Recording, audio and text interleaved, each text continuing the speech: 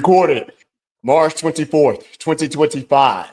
Good afternoon, Ray. Good afternoon, Rod. There is no slacker called Brody on the show today. How's everyone doing? Fairly well. All Nice right. voice, by the way. Nice intro Yeah. voice. Yeah, man. That's my post-flu voice.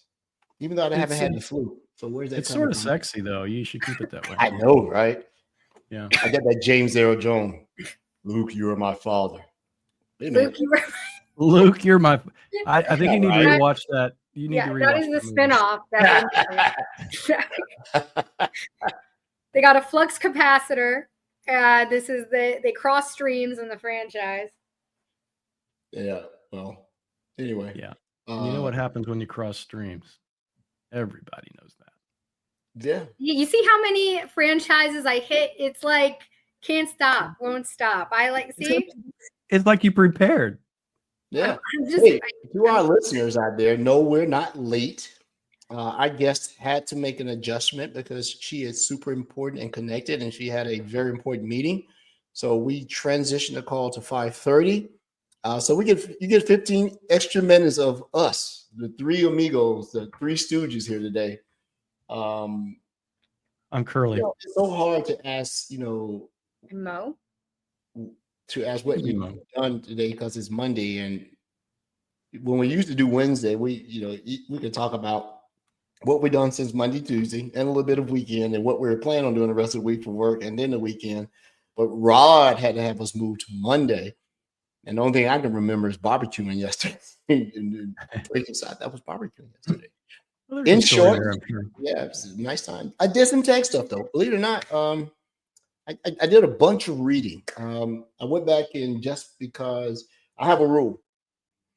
If I start a book, You have to finish it. and I finish it, and if I go more than 6 months, and I didn't completely read the book, I go back and I reread it.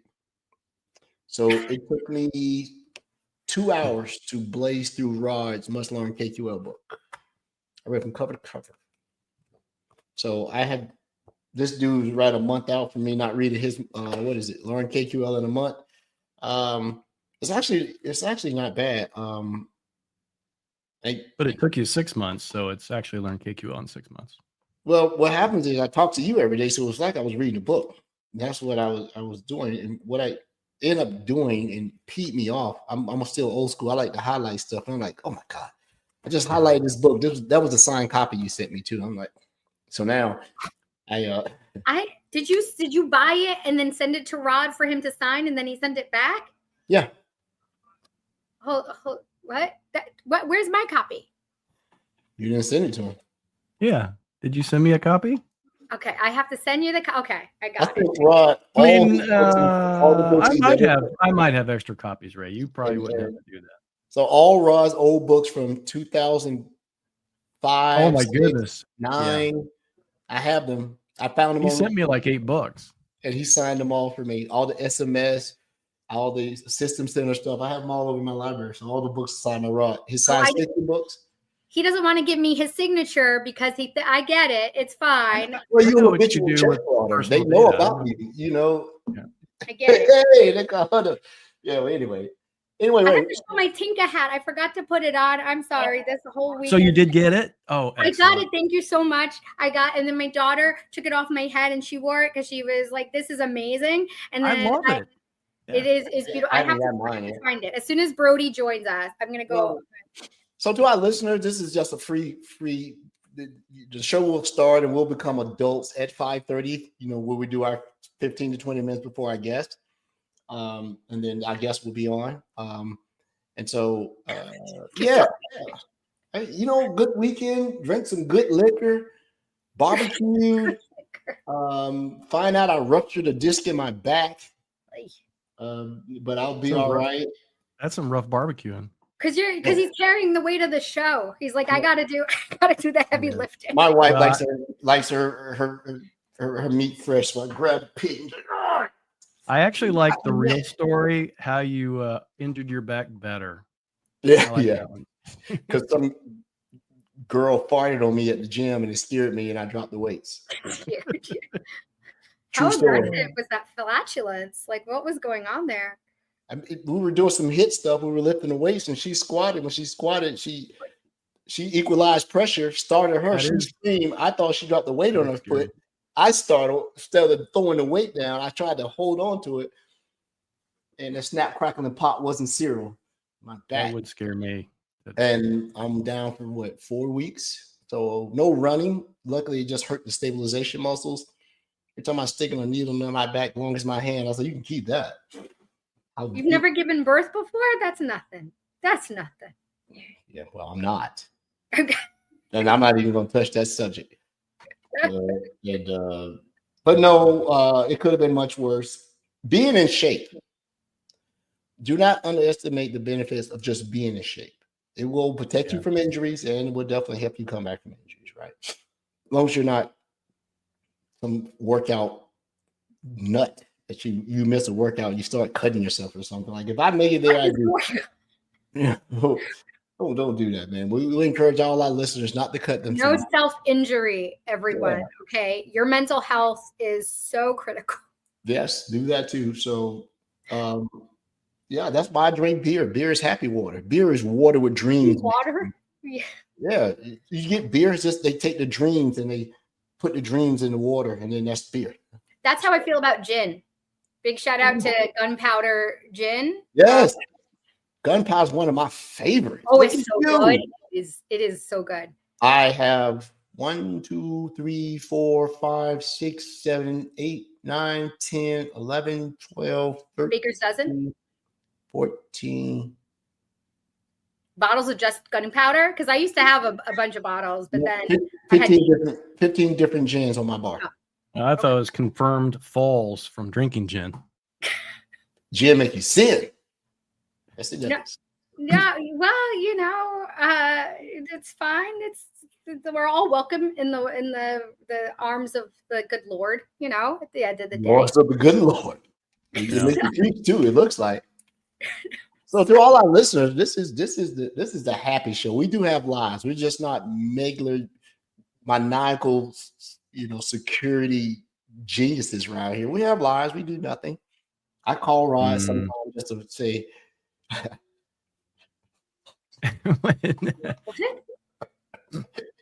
Nothing.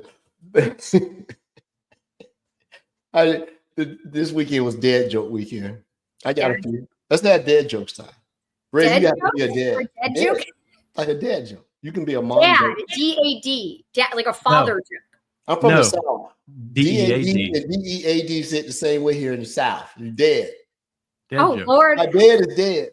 Oh, Lord. Oh, Lord. Okay. Well, you just got, okay. Seize the day, because tomorrow you might be dead. That's it's from Buffy. That's a quote from Buffy. Yeah. Hey. Okay. So what did the father buffalo say to the son when he left him? Bison. Bison? Oh, bison. That's cute. That's a cute one.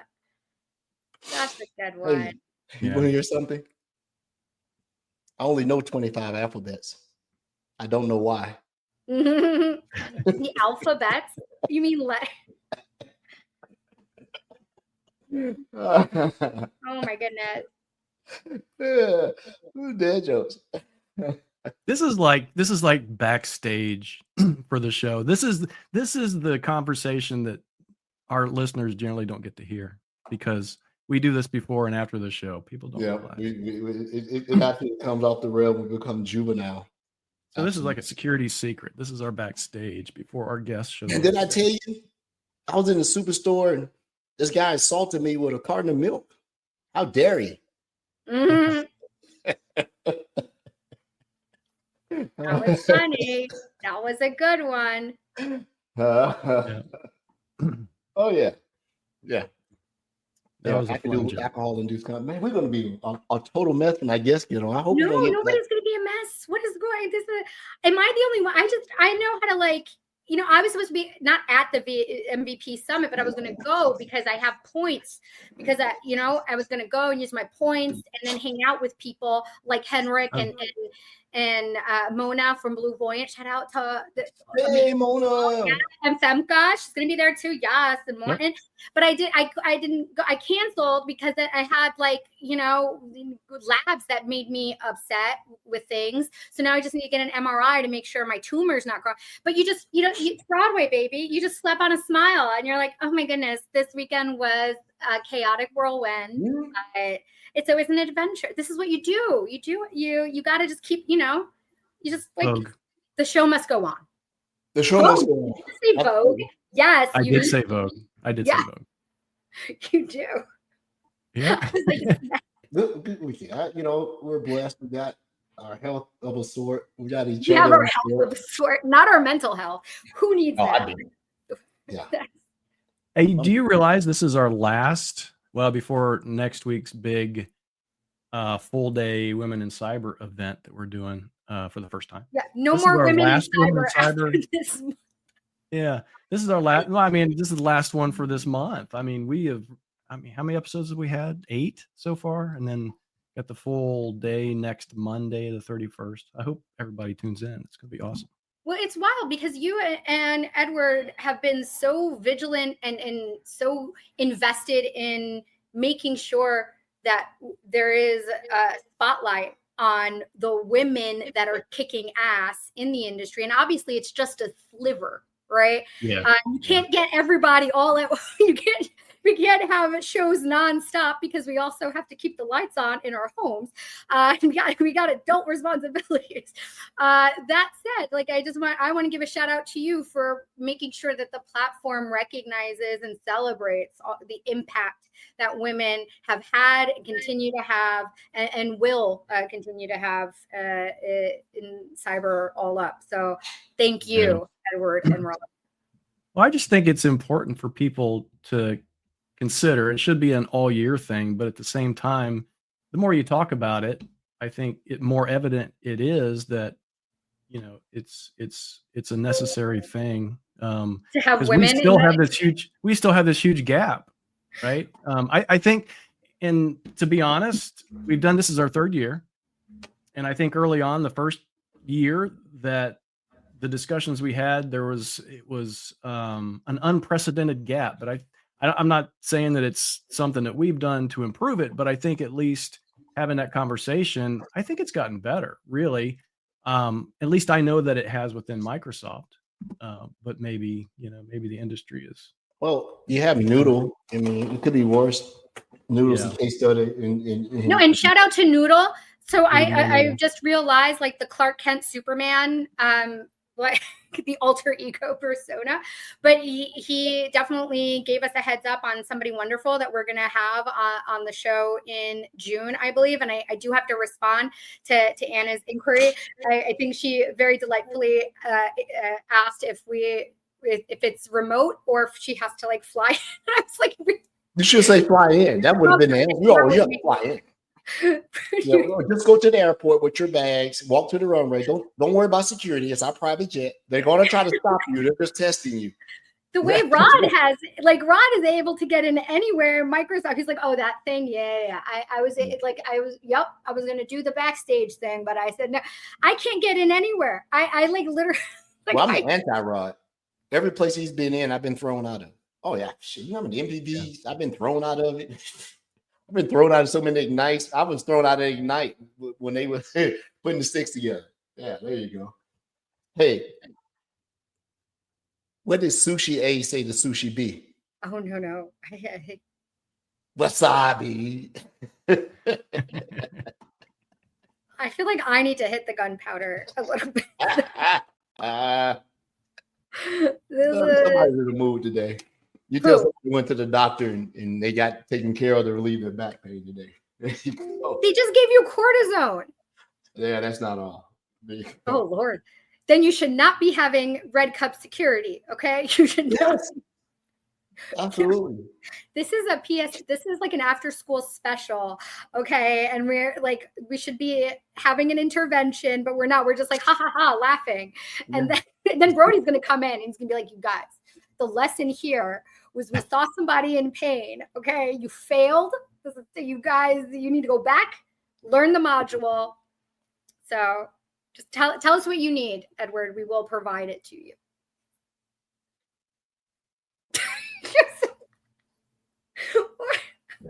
I got a question for you. No more questions. What is it? Here it comes. What looks like a half a tree? It's Brody. The other half? Nope. The other half. The other half, the beer company? No, never heard of it. Oh, the other half. That's literal. That was literal. The That other was- half of the tree. No, I Yeah. got it. Yes. I got Yeah. that. But there's also a beer company. The other Called the half. other half? Called the Yeah. other half? Really? Other We half. need to get an alcohol and a beer sponsor. That's how you know you're legitimate. Oh, it Like is. we can get Molson or Labatt beer to sponsor us from Canada. No, you should get Medalla. That's Yes, the beer champions. We can go. This show is brought to you by Molson Lager, made in the Molson, 51st why do you state pick this of the beer? fine United States of America. I think he has probably a poster on the wall that we can't see. Who, me? Yeah, because it's Molston or whatever. Yeah. I don't know what's on the wall. I got the schedule up here. Hey, guess what? Brody's Recorded March 24th, 2025, the official start of the Microsoft Security Insight podcast, where we now become adults and serious. Hello, Ray. How are you doing? I'm doing well. I'm happy to know that Brody makes it a mature atmosphere. Okay. I know everybody got serious when Brody showed up. We were frightened. It's I was more scared than if someone farted. Oh Lord. Yeah, and then you dropped the weight. You weren't there Yeah. for the story, the tale. He overcame the terror. Edward has hurt his back because some lady farted on him in the gym. Oh, well, that's an unfortunate series of events. Yeah. It's We're making a mockery of this show today. No, nobody's doing that. How It sounds come like you have a personal security concern. I know I didn't. I mean, it was biological warfare, man. I'm barely Mhm. alive, you know. We can tie everything back to security. always? All right. So, gentlemen and gentle ladies, guess what I got to show you guys? So, some good stuff this week. Brody, what did you do this week? I mean, what did you do last week since we had the show last Monday? You break anything? I'm sure you did. I am working on a few. I've been starting to get looped in on some more pre-sales opportunities at work because they need help and I need experience. I haven't done that in a few years, so I'm involved in a pretty intense RFP that's been interesting to like review the details on and the whole process and whatnot. It's been a while since I've been on an RFP, probably like a year and a half. So Azure security, we'll just call it. Very interesting, high profile potential customer. So that was a big part of my time between last time we spoke, and also working with a customer on some data security and governance concerns that they have, or potential customer, I should say. Well, they are a customer and they could be more of a customer, I guess. Yeah. And then outside of that, just a big portion of my week has been focused on some key deliverables for my public sector customer around like identity design, Azure policy architecture, archetypes and landing zones. And it's been full on. Yeah, it's been full on. Every day's been busy, basically just jammed up the whole time. And then I went snowboarding on Sunday and it's fantastic. So I was happy. My friend and I went and we always seem to find some snow, regardless if there's been overnight snow or not. So we found some surprisingly good snow in some good spots that we just never warm up. We just go right into it. And we never warm up. We always got to go pick some black run to start with and then just basically like exhaust ourselves within 4 hours and then get in the car and laugh about the whole thing. It was a good time. Yeah. Hey, our guest is here, so let's get our guest on. Add to the stage. Hello. She's like, which way? Hello, Ritu. How are you doing? Hello. Sorry, guys. I was just looking for my unmute button. Oh, it's fine. Thank you so much. We were just, we generally do the show where we come in, we talk about some security updates and things. We're probably going to say to all our listeners, we'll do a post cap not a pre-cap or whatever it is about all the happenings in this. But we have our guest on. We want to make sure we make the best use of her time, which is at a premium. Thank you so much for coming on the show and participating in our Women in Cyber Month, our third annual Women in Cybersecurity Month. Why don't we say cybersecurity all the way out, Ron? Why are we just being lazy? All right, cyber. So it's cybersecurity. Yeah, Rod. I don't know. I think the more familiar security gets, I think it's kind of merged anyway. It's security, cybersecurity, cyber. Who knows? Cyber is like the cool thing for the people wearing hoodies. Security is just kind of the general all up. Hey, everybody needs to be protected, I guess. Splitting hairs. Yeah. Split. It's a marketing message, right? It's just we have to get it right. And guess who we have on? Who's absolutely the epitome of making sure that security message gets out to market and is understood by his constituents that consume our outstanding security products. Ms. Ritu, would you like to do an introduction of yourself and welcome to the show?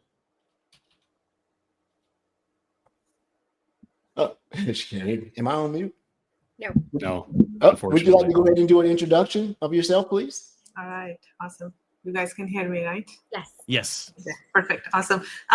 Thank you for having me, and thanks for the opportunity. It's great to be part of this show. So I'm Ritu Lamba. I lead the go-to-market and strategy for security solution area at Microsoft. Been doing this role for almost 2 years, and I would say it's been interesting and challenging at the same time. That's why we are all here in the cybersecurity, right? Everybody have to be protected, and we are doing this is like, I think it ties very closely to the Microsoft mission of empowering everyone on the planet. And it's also about empowering and securing everyone on the planet. So I feel very passionate about security. Here at Microsoft for the last 16 years, I never thought I would be at Microsoft for 16 years. But here I am because of the great people and the challenges that we find at Microsoft. It just retains us. I have been in industry for last 20-25 years now. And interestingly, when I was like 6 years in the industry, I did my CISSP certification. And it was like, I think it was the second year when CISSP was like launched. And so went through this whole curriculum of like the book that we get, that CISP all in one book, and then gave through the test. And after that test, I'm like, I will never give any other test, because that 6-hour test at that point in time felt like a very, very long test. But here I am after 14, 15 years back in security, and it's fun. So thank you for having me.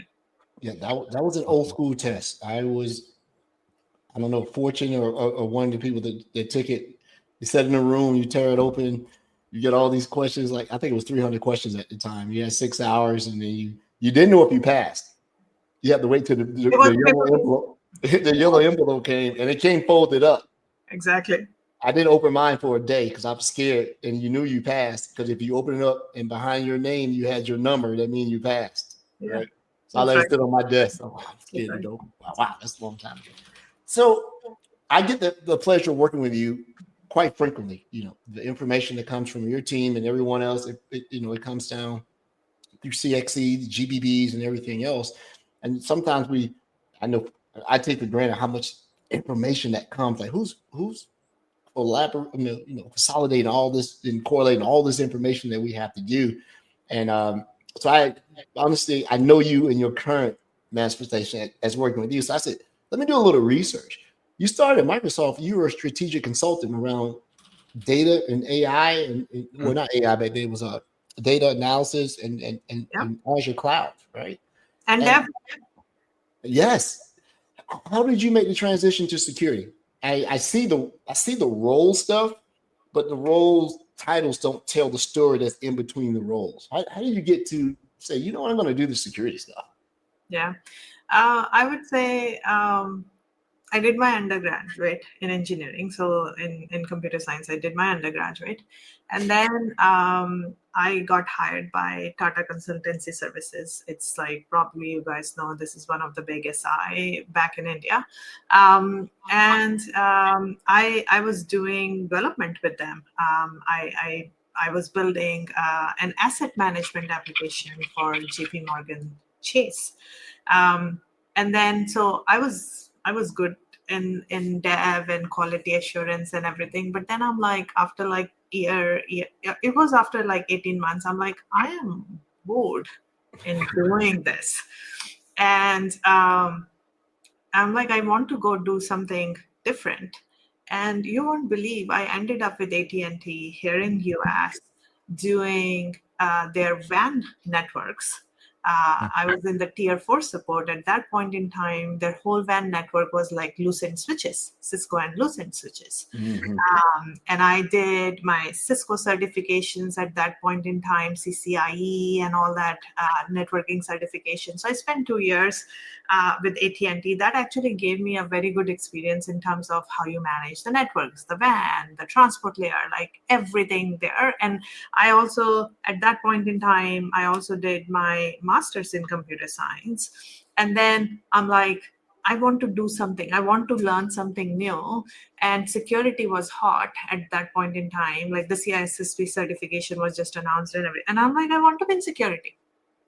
And I'm like, how will I get into security? So the first step I did was I took that certification. The CISSP certification was to get into and proving that I can go do the security.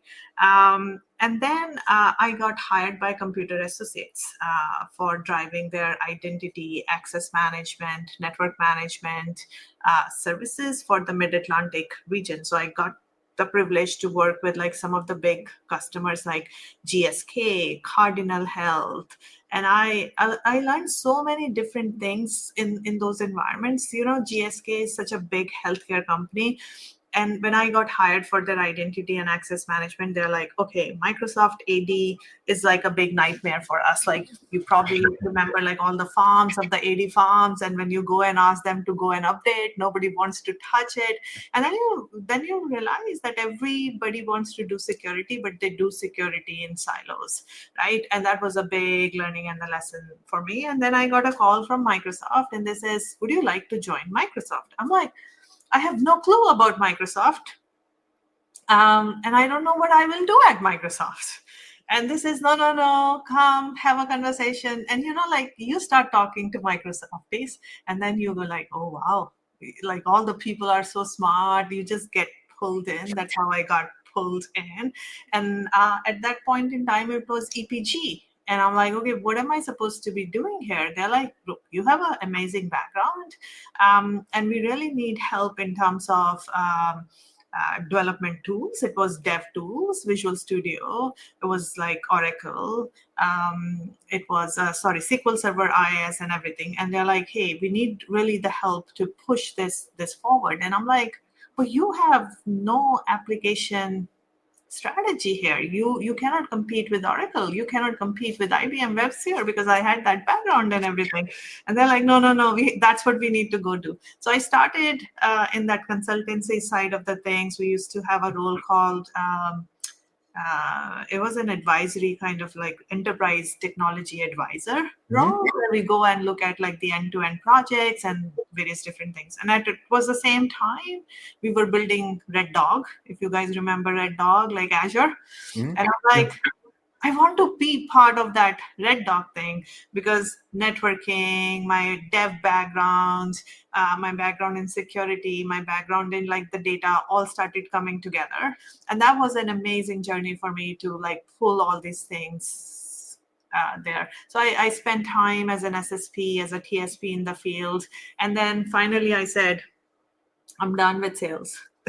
And my manager says, I think Edward says that a lot too. Yeah, my manager says, what do you mean by you're done with sales? I'm like, I looking at the spreadsheet, looking at my numbers, it no longer excites me. I need like something more to go do. So I ran the core programs for Compete. My GM at that point in said, who knows something about Azure, something about AWS? I raised my hand and I says, yes, I know. That's how I got into a global Compete program role for AWS. I ran that for a couple of years. Then I said, I want to be a business architect. And I moved into the data and AI as a business architect. Then got an opportunity to move into management, got an opportunity to run apps and infra strategy, then created the solution area for app innovation. And I'm like, what's next?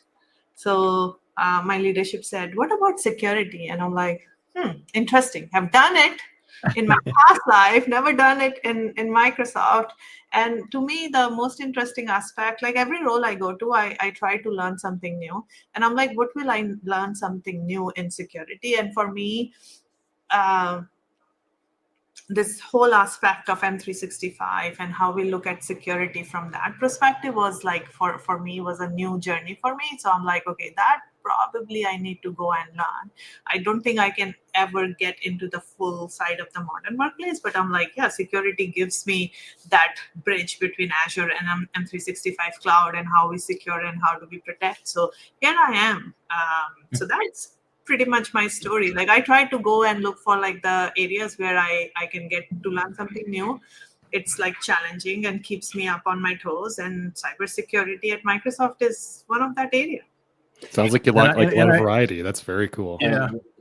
And I love that. And I don't think we highlight that enough. So I think it's important to kind of highlight that here, because I love your mentality and your approach. We had Liz Tesh on Thursday, and it was a very similar thing where she literally identified what she wanted to do. She planted that flag, and then she said, I want to be this. And then, but your approach is, I want to be this. And then, okay, I'm going to go learn about this. And then I'm going to be that person, or I'm going to do that thing. So I don't think a lot of people, I think a lot of people maybe sometimes do that without thinking, but I think it's important to highlight that that's a very awesome approach and how you go about your different roles and the things you've done across before Microsoft and also across Microsoft, right? I want to go do that thing, and here's how I'm going to do it. That's awesome. Yeah. I just truly believe it. Like if you develop the skills, if you learn something new and you can demonstrate, people will help you get there.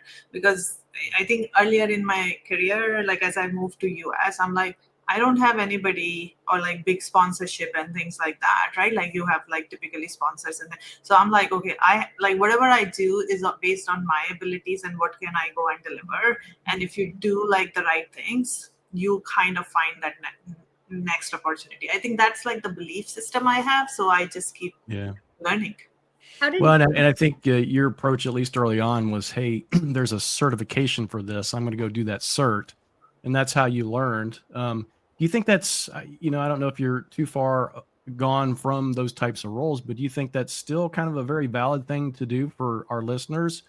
I want to do that thing. Maybe it's a cert, but is that the best way to get that skill set now, you think, or some other method?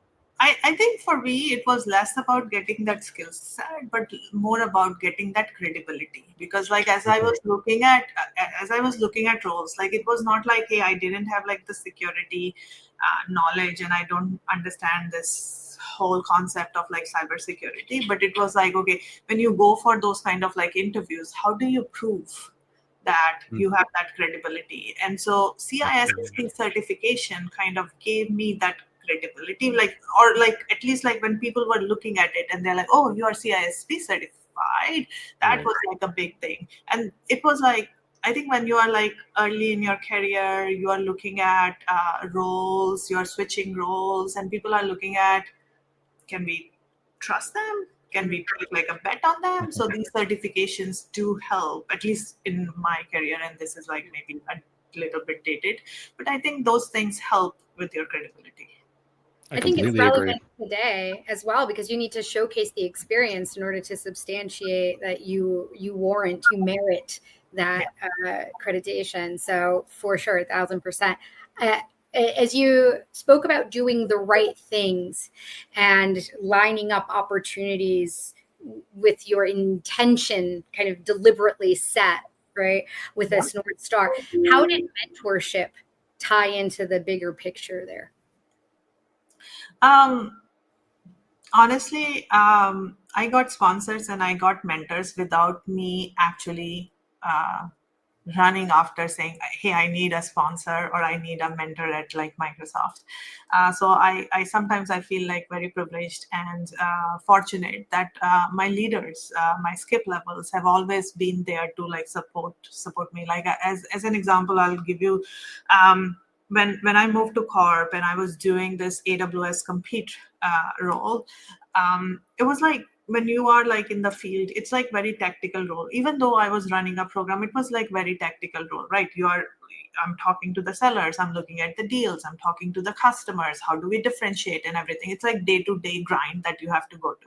And then at that point in time, I'm like, I need to be a business architect, which is like, okay, more strategic thinking of like, how do you think about go to market, which markets and all that other stuff. And as I was interviewing for those roles, people were like, Ritu, you are really good, but you are like very tactical. And I'm like, yeah, my role is very tactical. That doesn't put me in a tactical box, but sometimes you get those labels, right? And at that point in time, I talked to my GM, and I'm like, this is my aspiration. This is what I want to go do. This is how I'm thinking. And at that point in time, I'm like, okay, I need to change this perception. And I applied for executive MBA to NYU. And my GM said, do you really want to do it? And I'm like, yes. And he actually had double MBA. So he actually spent 45 minutes with me explaining to me, what am I signing up for? Is this the right thing to do? How this will help me move my career and things like that.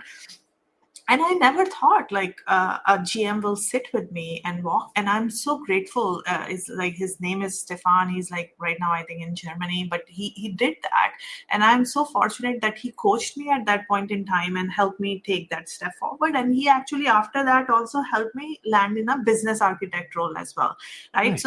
So that's what I like about Microsoft, is that sometimes you get mentors and your sponsors because the people around you support you. And I think Satya these days talks about allyship.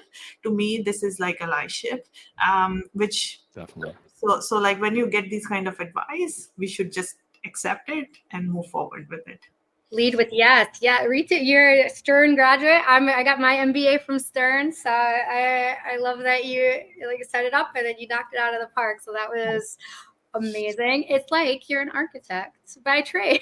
You're spectacular. That is incredible, and I love that you kind of framed it in terms of you didn't seek it out as though you're like, hey, look at me. You demonstrated excellence. And you commanded the attention and the interest to make sure that you were excelling and driving the business to the best of your capability. And then they created space for you to shine, which I've seen at Microsoft, but especially, in a space where you were building it out. I think that is incredible and a testament to your own abilities and foresight and magnetism, essentially. Yeah, and I would also give credit to the people who recognize the talent, because it's also like important, right? Like, yes, I was doing everything in my power, but you also and this is why I love Microsoft and people around the Microsoft, is that, okay, when you recognize the talent, you understand, you help grow the talent, you help nurture the talent and give and create that space. So I'm really grateful for the leaders I have throughout my journey, who has been in various different shape or form, has been my mentors and my sponsor. Yeah, you said early on, kind of with a smile, maybe a smirk, that working in security has been, or at least in your role, the different roles have been challenging. I'm the kind of person, I love challenges. I'm sure you're probably the same, because, we've already talked about how you've kind of driven your own career. But how do you stay motivated? Because I know we have a lot of our audience that are in security, that a lot of times it can get super mundane. Brody is the same way. He's just like, man, I can't take this anymore. But how do you stay motivated? Yeah. I would say, look, I'm like a regular human being. We all have like our ups and downs. There are times in the day when you go like WT, right? Whatever. Every day. We have all those moments that we have. But I think one thing, like, yes, there are challenges. Like if you look at just like what happened last year, we had Storm 555, then Midnight Blizzard, then CSRB report. Like, our credibility was completely crushed out in the market. And at that point in time, you have two choices. just continue to do what you do, or you challenge the status quo, because we have to go do something different to earn that trust of our customers and sellers back. And that, in those kind of moments, I always look at who is my customer, who am I serving, and what is the impact I'm going to make in their life by doing my job. And that actually keeps driving me and keeps motivating me. When I do things, you may not get the results right away, but when I see, okay, even if a step forward, like how do we respond to CSRV? We put a lot of pressure internally to say, we need a response. We cannot wait for like 2 months or 3 months. We need the response. And even when you give that to like, I look at my field teams, Microsoft sales teams as my customers. And I'm like, when I give to them, I'm empowering them to have the right conversations with the customers. I'm hopefully making their life simple. That's what I keep going about it, because my life is not simple, but then I'm like, okay, I'm doing the right thing because this would help us together in the long term to make the right things for our customers. So that's how I just keep going. And at times when you're frustrated, I just go and I talk to my husband. My husband has always been like my number one mentor. I just go and awesome. like whine in front of him. It was like, this is not working, that's not working. And he's like, calm down, relax. And sometimes I just take like a 5-10 minute break and then come back to it with like a fresh mind and a perspective. That helps to keep going. I appreciate that. I don't think we talk about that as often as we should as well. Our family is the best support group that we have. Oh yeah. Whether it's spouses or mothers or fathers, whatever your level happens to be. But I love that you said that, because for me, my wife is that, right? I can go, I don't care what the day is. She's going to listen to me. She probably has no clue what I'm talking about, but she's still like sympathetic, right? So, Yeah. As usual, Rod. Not my mom. My wife she loves giving it tough love.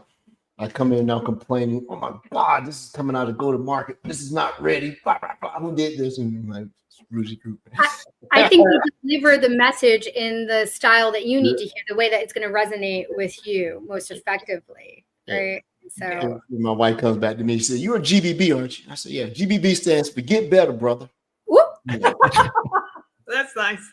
And like, Nice. well, don't talk to you anymore, because I'm not going to get a show in the crowd here. You talked about how much self-motivation that you had.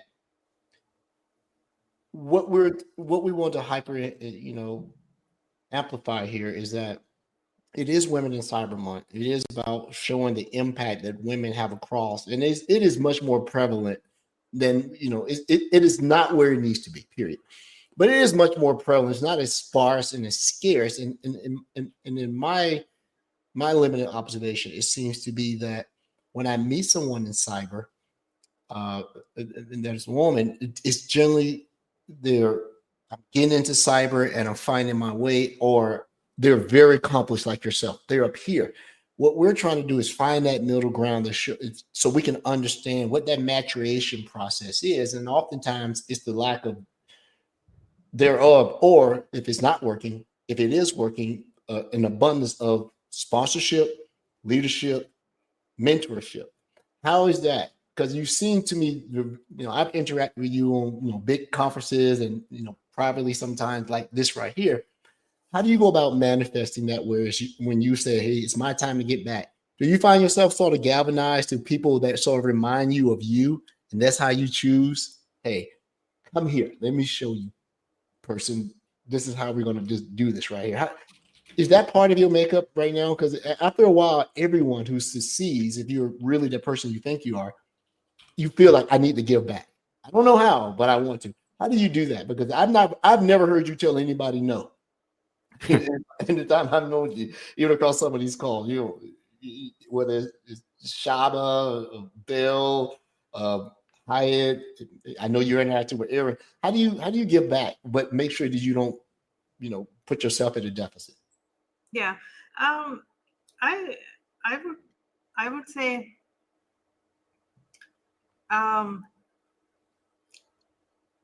when I started my career, right? Like, and I talked to so many females, young in career, at the same maturity as me, or like various other levels and the journey. One thing I find that we all go through the same challenges. Oftentimes we don't talk about those challenges and the issues that we have. Like, as an example, there are times when I self-reflect and I'm too critical on myself. Hey, if I have done something and I go like, I could have done it like much better. Or like when I was young in career, there was a moment when I was like struggling, and one of the senior manager came to me and says, Ritu, whenever you need help, you should reach out. And I was like, if I reach out to that person, it may feels like I am not competent enough. I can't handle it myself. So instead of reaching out to that person, I should just keep doing it, right? Because you just want to make sure that nobody will see you, that you are not able to handle something, or they want to see you doing it in a different ways and things like that. So we have always these things. And what I find, anytime I talk to like other females, I find these things are like very common. So add one thing that I would definitely try to do, whoever reaches out to me, like I share my experiences, because once I start sharing my experiences, people become like more open. And as I talk to more people, then I find, okay, they are common. And I tell you, Ed, like I find almost every female that I've talked to have like a very similar experiences like I do, but we often don't talk about it. I've also, and I would not want to say this is like just the female thing. Even if I look at my peers, I would say this is, so one thing that I try to do is be open and be transparent. Where I need help, I raise my hand these days. Like earlier in my career, I was like very hesitant to ask questions, to raise my hand. These days, when I need help, I raise my hand. These days, when I don't have the answer, I just go and say, look, I don't have the answer yet. I'll figure it out as we go along. I may need help when I do so. And I also lean in on my leaders as well. So that's how I kind of, like you said, how you don't get into that deficit. Like that's how like I try to leverage the power of people, the power of the knowledge around me to support me. But then also I support that community. Like I give back to that community by being open, transparent, and supporting others. Because like many times it's all about sharing your experiences, because people going through that same experience, if I can share something, hopefully they will learn from it. Like if somebody young in career, a senior manager reaches out to you and says, reach out to me when help, like please reach out. Don't be like me, just wait there, and if it becomes like too late. So those are like the kind of things that I try to practice. When you are accomplished, you can be intimidating. Because you demand excellence, right? And to be able to do it. But what I'm really trying to do is just put a middle path together of love, the spirit, personalities, right? To see, and I think that's one of my superpowers. You don't have to imitate somebody exact for that. Look at what they do that that you can replicate, and then be that way as far as personal achievement and the way you go out and help people, right? I think that when I was first asked to put a podcast together, I'm like, man, everybody has a podcast. I'm not putting a podcast together. But when the offer was put in a different way, this is an opportunity to help some people, right? That they can go to and do it in it. And like, yeah, you're right, and have some fun with it at the same time. So I was thrilled that you took time to be able to come on and do this. Well, as you continue to do all these things, you said a bunch of stuff, and now I'm going to ask the question: what's next? Because you're like, I did all this. I've got this. I got this. I got this. Well, and I think she's kind of been the barometer to showcase what is next, right? She's always the person that finds the next cool thing. What is the next cool thing? Look, and don't say AI. AI for AI. AI for AI. AI. Cybersecurity Foundation for AI. AI. Yeah, exactly. Like everything is like about AI. But I would say it's less about me defining things. I think Microsoft is redefining the world, right? We Yeah. are living in this fourth generation with like AI now here. I look at like cyber and I'm like, is my job in cyber is like done, or is my job in cyber is just getting started right now? Because like as people gonna go and adopt AI, the most critical and the important thing is like how I'm gonna protect this. The things that AI is now able to do, which takes hours for any threat actor has to go do, is like how are you going to secure AI? How do you going to make sure that it's governed and done in a right way? How do you leverage AI to drive like productivity, right? So those are like I think is the conversations that Microsoft is defining. And for us is like, okay, how do we think about this next generation, and how do we really think about like protecting and security and governing this AI technology? So for me, I still find cybersecurity, there is a lot we can go do. And this is like a new frontier for all of us. Like it's a new frontier for threat actors, and it's a new frontier for all of us defenders as well. It's like how we go and protect AI, right? So it gives us an opportunity to, how do I say, reshape Microsoft, and how do we establish our leadership in this particular space? Yeah, the more ubiquitous and the more commonplace the technology it is, in my opinion, it's harder to secure. The more obscure it is, not many people are looking at it. But now, AI is in everything that you do, from the way that my phone talks or wants to talk to me, right? I won't let it do it, to what we do at work. And now you're finding that security, why it's still specialized, it's expected now. You can't do anything without having some security expertise or thought leadership behind it, because it's prolific, and if it's out there, it's especially with Microsoft tools. Microsoft gets beats up on a lot because they're saying, "Come on, you guys are supposed to be the people that are selling us the tools." Well, think about it. It's not marketing saying that we're one of the top 3 attacked entities in the world. It's just a fact. That's what it happens. Because when you get an actor who can just go spin up a tenant and beat up on your product, you find yourself, right? That's like giving your playbook to the other team before the game, right? Now you have to come back and defend. So it is what it is. It's thing. And then you happen to be the messenger for both good and bad. I admire you for that. When things are good, it seems to be easy to stand up front, right? When you got to come back and say something. Last week I was in Berlin, and I was talking to all the EMEA sales leaders and SCNO leaders and everything. And I'm like, my job is a truth teller. Like I basically talk to our counterparts and stakeholders and corp and says what's working, what's not working, where do we need to drive. Like, so I'm like, my job is a truth teller, and people only call me when they have problems. I'm like, how many of you have called me when things are going right? And they were like all laughing, and I'm like, how many have you called me when you're like, Ritu, I need this, and they're like, yeah, all the time. And so, but at the same time, that's fulfilling, because it's like, if you can solve problems for others, I feel like I'm driving an impact. And that goes back to the question you guys asked me, what motivates me? This motivates me because I'm able to solve problems for people. And then when I give tools to our sellers, to our leaders, they solve problems for our customers. And that's kind of like the multiplying effect. Yeah. People, yeah. I haven't got a call in a long time. Edward, you're doing a great job. How about that? That doesn't happen. That doesn't happen. I'll start calling you when I have time to tell you you're doing a great job, if that's going to help. Thank you, Brody. I'll do the same for you also. Thank you. I don't want that call. It's not truthful. It's fake.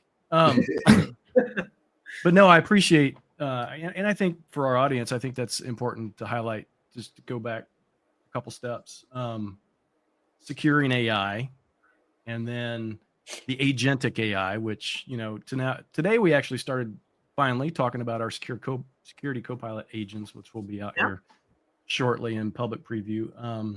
But then the secure AI, we have Microsoft Secure here shortly, and we'll be talking about a lot of advancements for Microsoft Purview, which is the other side of the coin, securing AI. So I think from our audience, I think you highlighted that appropriately in that that's probably the next area for security people to kind of put their focus, because at the end of the day, it's still kind of a general security message in that if you do the needful or you do the important things that you should be doing already, and then of course using Microsoft tools to do it, then you're going to be covered. You'll at least have a really good step forward being able to secure AI, but also use AI for security. And across our platform and any of the competitors, right? When you look at a compromise, when you do post-mortem, old school, you look at how their posture is, and you very rarely find someone who's deployed at what you could consider 100% best practice, right? Because the business doesn't allow you to get it perfect. But we have to look at best effort sometimes. I'm looking at AI that the whole moniker and the way that the vernacular is going to change. I want to try to do something that beats that AI standard to take the art of possible. I find that the best people who have imagination around what we're currently seeing are people who have a very good science fiction background. You can imagine it. Like we have Vasu came on, and that was one of the best conversations because they went from practical to computer. Replicate me this. Sooner or later, we're going to be there, right? May not now, but we'll see it. But I'm waiting to when you see the term AI no longer used, you're gonna start seeing something called EI, enhanced intelligence. Because when does AI stop being artificial? I thought it was can't Edward tell the Intelligence. difference. That's when it stops being artificial. You won't be able to tell the difference. And you're seeing it now. Because I went and looked at an image, and if I had to bet the farm, I'd be homeless. I thought that image was absolutely real, and it was not.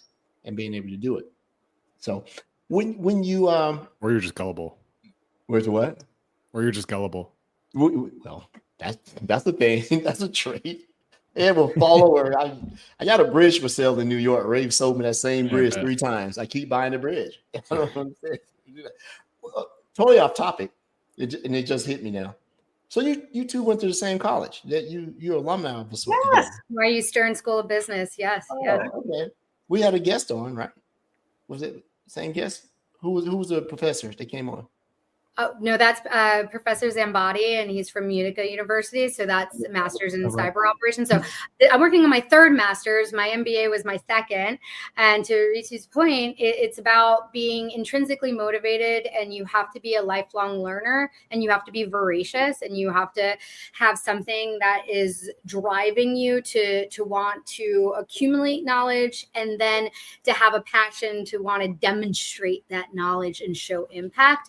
And I think that I found my home at NYU Stern School of Business, and Ritu, it sounds like you two similarly were able to kind of take everything up to that point in your career and encapsulate it, and then be able to amplify your impact and contributions at Microsoft. So that is what, shout out to NYU Stern School of Business, because that is what they do. That's how they prepare. And then being a woman in tech as well, it for me at least, Ritu, I don't know if you had that experience as well, but I felt it was a bit daunting up front. I was a little intimidated, right? Because I was basically an IT nerd going into a business program, MBA. Competition was stiff, and there were lots of folks in finance, lots of investment bankers, and to be able to show up and still demonstrate your expertise, and that it had a place in the conversation. That was part of the program, and I'm better for it, and I'm more resilient and capable from it as well. Yeah, I think if you go through an MBA school, it prepares you in a very different way. And you're absolutely right. Like being as a I did executive MBA, so there was like classes every Friday and Saturday that I was doing while I'm working full time. And it was like the classes started with like social responsibility was like a topic, and then they were like teaching about your fiduciary duties and how you should think about sustainability and the right things. And I'm like, what the hell is fiduciary duty? Is like coming from like a tech background, like, so those were like the terminologies that you pick up. And then you go through this thing of like going through a lot of case studies and very interesting topics. Like, yes, there are like basic finance, which I had no background, and I learned some Nobel Award winning insights, like $1 today is better than $0 that you have. I'm like, wow, like whoever invented this is like great, right? So you learn new things, but then you also pick up like some interesting topics. I had a class on power and politics. And that class in power and politics was about like, okay, what are your powers? You have 3 types of powers in an organization. You are a subject matter expert. What you know, how you are, that's your subject matter power. Then you have a network power. Who do you know? Who you reach out to? Like that's your like who is part of your network and things like that. And then the third is like your positional power. So if you are like a certain position, that gives you a positional power. And so how do you use these 3 powers to navigate within an organization is critical as well. And before going through that, I never realized there are topics like power and politics, and how do you deal with like workplace politics as well. So these are like some interesting things that I definitely learned in the school. But these topics goes from gaining some subject matter expertise to making you even more more savvy as a business leader and help you watch out things that you need to watch out around yourselves. Well said. Yes. Yeah. I appreciate your bravery in saying that. I there was a time that you had to go get your MBA, and I just did not want to go to business school because I thought it was going to take me too far away from my safe spot, right? And in hindsight, so I go look at masters in information tech or masters in cyber now that it's prevalent, because Yeah. 10 years ago it was hard to find a good school for masters in cyber, right? And so I think a lot of those who wanted to advance their career, no problem. It's a good choice that you took something that gave you the business aspect. Because in the end, business is the business. Well, people are part of the business, right? And so to Ritu's point, you're coming in from a certain frame of experience. So even though I personally felt intimidated by being what I felt surrounded by, like investment bankers and the finance folks, you've learned very quickly, as Ritu said, you have like leadership in organization. Humans are the most fundamental part of this equation and building those core skills. So great, come in, you're an IT nerd. Great that your background is technology, or great that you think that you know numbers and numbers make the money. It's how are you going to convince people to give you your money? Let's start there, right? Yeah, and I think that's something special that the MBA program can help us appreciate, that you have to lead with empathy, whether or not you're generating it internally. That's something for someone else to decide. But you have to show up and demonstrate that you understand the human problem. And then be able to address that in the narrative, in the storytelling, in the truth telling. Yeah, and taking on a GBB role, I've been lucky to have very good managers who say, Ed, you need to understand the business, right? You know how many smart people at Microsoft? A lot. But how many people understand the business? That's the differentiator, right? Understanding the mission. And you would think that would have, come easy to me being, ex-military. You get the readout. Here's the mission. Now you build up, how do you execute the mission, right? Sometimes I struggle because you go back to the safe spot. I can write a 60-page KQL query with just the letters KQL. But when I got to get an MXS and then I got to start doing pipeline, you got to look at go-to-market strategy. You started scratching your bald head. I'm like, yeah, what about that? So, as we start to get close toward the back end of the show, let me ask a question. And once again, let's get back to the theme of we are women in cyber, which is women in empowerment in Cyber Month. If you had to give advice, and let's start at, I don't know what they call the different levels now. I hear people talking about start a career, you're in the midterm of your career, you're in the back of your career. Can you give me give our listeners who may have interest in joining cyber, and they're female, or may have daughters that are in it, or whomever else, some advice on how to get in, how to get to the middle, and then how to get to where you are. You know, because I heard your story, you know, and that things have changed because what you probably have done in the past, why they're still applicable, things have changed. You got to sort of change it up a little bit. So I'm a young woman. I've done the things as far as education. I may have gotten a fundamental cert. I've gotten my first job. Well, I won't be a homer for the show. I was about to say I just got a job at Google, but I'll say Microsoft, right? And we'll go there. So I just landed at Microsoft, and I just got an analyst role. And they thought I was really good in the field, so I just started as a PFE. What would be career path just for that person to say, now I want to become senior and then I want to become management? Just a hypothetical career path. Look, I'm no career coach or anything, but I would say in my last 25 years experience, I learned through my mistakes, and I also learned through my experiences. And I would say one thing that I learned in my experience is that, one, you need to be authentic and you need to be true to yourself. Like, don't change to fit in someone's picture or like anything that people go and define it. Like, don't do it. And I will tell you, when I was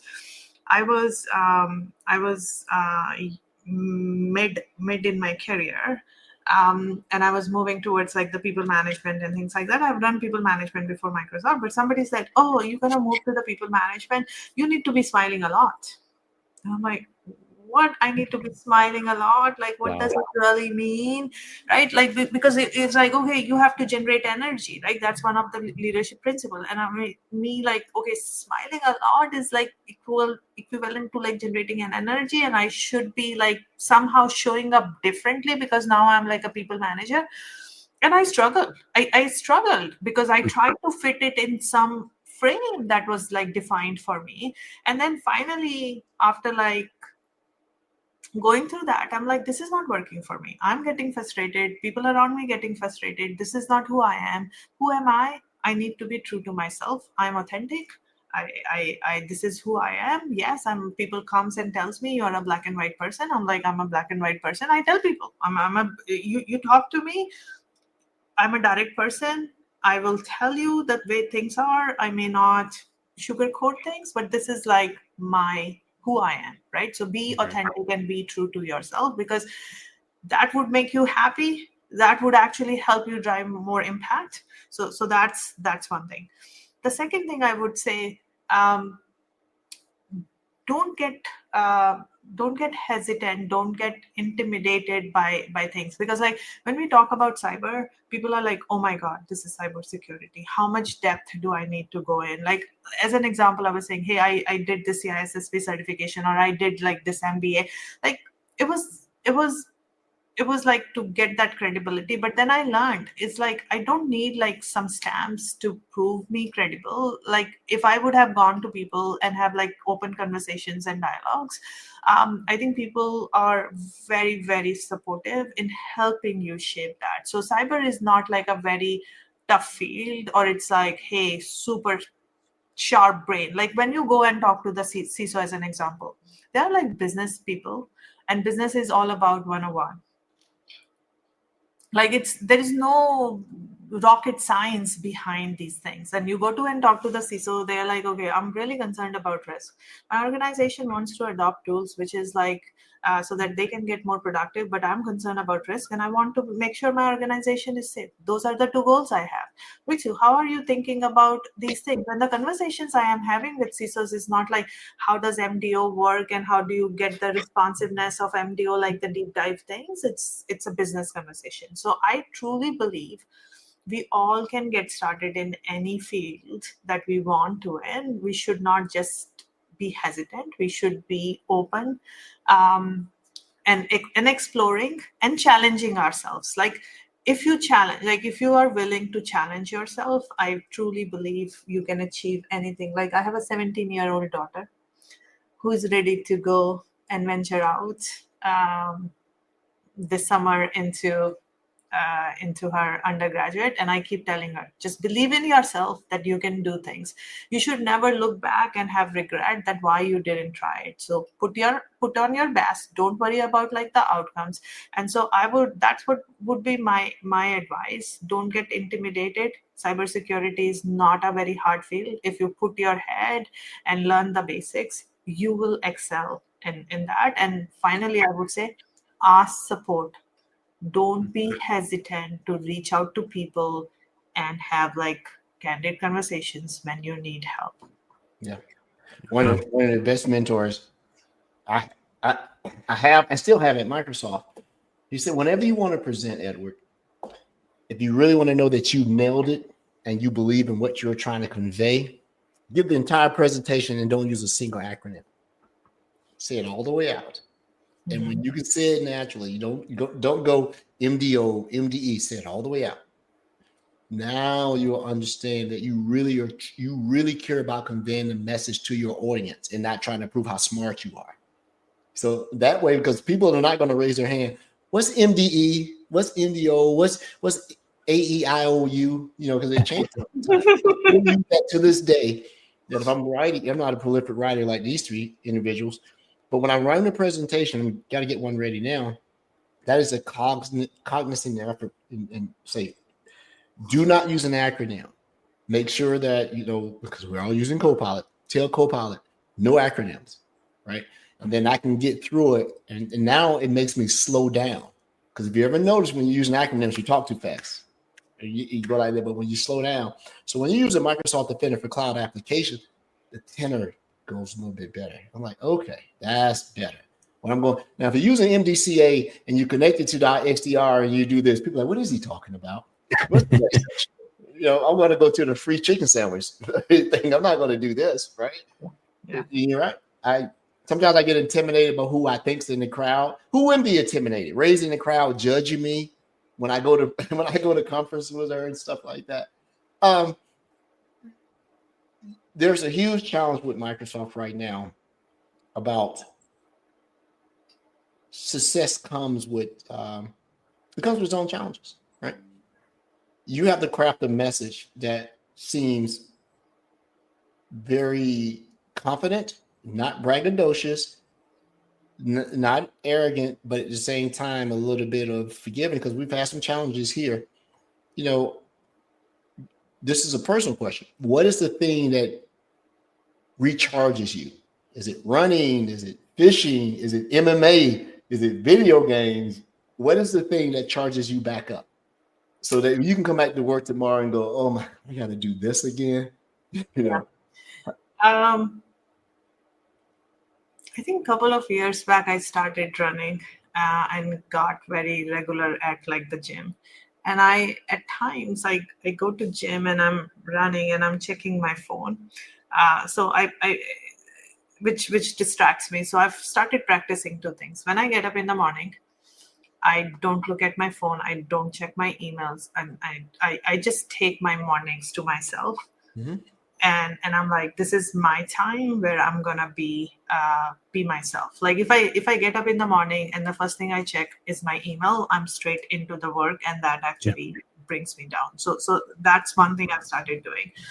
I do breakfast and then I go to gym. And also in the gym, what I've realized is at times when days like when the nights were like not so good and I run, I feel like something happens. Poof. Like all of a sudden this heat comes out of your brain and your brain feels fresh. So that's what I do. I take time in my mornings, enjoy my breakfast, enjoy my run so that I feel relaxed. So that's how I refuel myself for like the day. And the second thing that fuels me is my kids. My kids comes, gives me a hug and say, love you, mom. I'm like, I can forget anything after I hear have their hugs and they say love you. So I also tend to intentionally carve out some times in my evenings to spend times with my kids, because that helps me to take some of this pressure off from the work. So I take my mornings, I take my evenings. That's how I go about doing it. I do something similar. I'm weird about it. It took years for my wife. I don't like light first thing in the morning. I don't mind. It's like if you want to listen to something, as long as there's no visual, presence to it, that's fine. And you're right. I run. Rod's a big runner. So am I. If you came up to the show a little bit earlier enough, Brody skis like every day. He skis in the summer. I don't know how he does it, but he's out skiing in the summer. I would. And Ray does everything. Ray's like a MMA kickboxer killer death fighter match person, right? Is that right? Ray? Mostly walking, but yes. Well, that's the same thing. You're in New York. Vivid You have to do imagination. that. If you're walking in New York, you have to be a fighter MMA killer, right? Absolutely. Yeah, you do it. I love having these guests on the show because I steal a little bit for everybody that comes on here. And I've already stole a few of your ideas and got them right here. So, and that's right. I have to find ways to recharge and not to make everybody feel good. I recharge every Monday at 5:00 because I get these guys and we have a good time and we laugh. Yeah. Right? Yeah. Nobody takes each other That's that seriously. GPB right there. That's platinum. You're like in the final takeaway is that I really am most refueled by this experience. That's why you are where you're at. That was good. That was great. All right, the check's in the mail. Ray, stop. All right, it's in the mail. You got your hat. Well, I didn't get my hat. So Your Tinkus hat, it's on its way. It's on its way. It'll be yeah, there. I'm looking over there. I got all your stuff over there. I send your stuff on time. I don't have my hat. Yeah. Bro, you won't get your hat. Can I share one other thing? Like Oh, of course. I think the other piece I would like to share with like everyone, it's very important for you to take a time off. And when you take that time off, not worry about the work. Because what I used to do is like you have your phones, which keeps you on all the time, your Teams, your Outlook messages, and everything. A couple of years back, what I started doing is if I'm off from work, or if I'm on vacation, or if it's like Saturday or Sunday, I put like the personal mode on my phone, which basically hides all my Outlook email, all my Teams email, and I just go and enjoy that. Because when you open your phone and you see this number I of got you. 600 emails on your team messages, 600, like the first instinct you're always going to have is, can I open and see what's going on? And my other learning is that if you're taking time off from work, spend that time on yourself, on your family, whatever is most important. Don't spend it on work. When you come back, work will still be there. Yeah. Well said. Well said. Couldn't agree more. You got to have a balance. It's highly important. It took me years. I spoke at a high school here not too long ago, and I find myself not being able to figure out what the relationship was with the younger folks. I don't know what they call that generation, the millennials, and then I'm old as dirt. And I say the same thing about the phone. I come up with an analogy, and just so happened I was scrolling the TV and I saw an old movie. It was Aliens. So I said, think about this phone as an alien. It jumps on your face and it has you. It will not let go until you have it, right? So don't let the face grabber, face hugger get on you. And I do it. I put it on. I put this thing up. It goes somewhere. And because if you let it jump on your face, you're done. You can't get it off your face. It's on your face. And then it will make you adopt the habits of those who do not know how to do self-care. And we're all guilty of it. And it happens. Some days you just have to, but when you don't have to, don't do it. So once again, my relaxation is every Monday at 5 p.m. Eastern Standard Time. Red Cup Security. Yay! Red Cup Security. Thank you to our sponsors, Lager. There you go. Any closing words you'd like to have for us? Any words of wisdom? Oh, you forgot to read the fine print. Whomever comes on the show has agreed in the fine print that you have to come on as a host. I'm happy to be. It's like really fun to be and having those conversations with you all. So thanks for having me. And I would say security is the best place to be. Don't be intimidated by security. There are lot of great people who can help you. Like if you are looking to have your career in security, please reach out. If you are in security and you're looking for help in how to navigate, you want to have the conversation, I'm happy to have like any conversations people want to have, or like reach out to your leaders, right? That's the beauty about, like, as I said, the reason I'm here for last 16 years at Microsoft is because of two things. Is because of the people and because of like the work, the challenging work that we get. So don't be afraid. And I would say, if you put your head to something, you will get it done. So just believe in yourself. That's Yes, awesome. absolutely. And thank you so much again. We really, really, really appreciate it. As we continue on Women in Cybersecurity Month. See, I said it all the way too. Not women in You cyber. did. There you Yeah. go. Practice what you preach. We are going to come to the grand finale of our outstanding month, where we have an all-day event where we do our March roundtable. 31st, starting at 9 a.m. Eastern time. We'll actually be on camera all day. Wow. So let's just see with our audience how many can come join and stay on with us, or laugh at us when we have to go to Everybody's the trying restroom. to Maybe everybody's trying to bio make a break, coffee who break. knows? We will have ongoing and rotating coverage to accommodate everybody's schedule. We'll see who actually working during the day and who's not. Brody, we'll see. Thanks, everyone. We will see you Monday, March 31st, starting at what time, Rod? What time? 9 a.m. Eastern time. I think to like it was 2:30 or something like that. And So this is in it's a long conjunction day. with the Microsoft Reactor team at Microsoft. Thank you so much for collaborating with us to be able to help us close out Women in Cybersecurity Month. Until next week, I see everyone. Yes, Noodle, that is EST. That is the only time zone, sir. Noodle. There you go. Take care, everyone. Thanks, All everyone. right. Have a Thank great you. week. Thank you, Ritu. Thanks, Thank you. Ritu.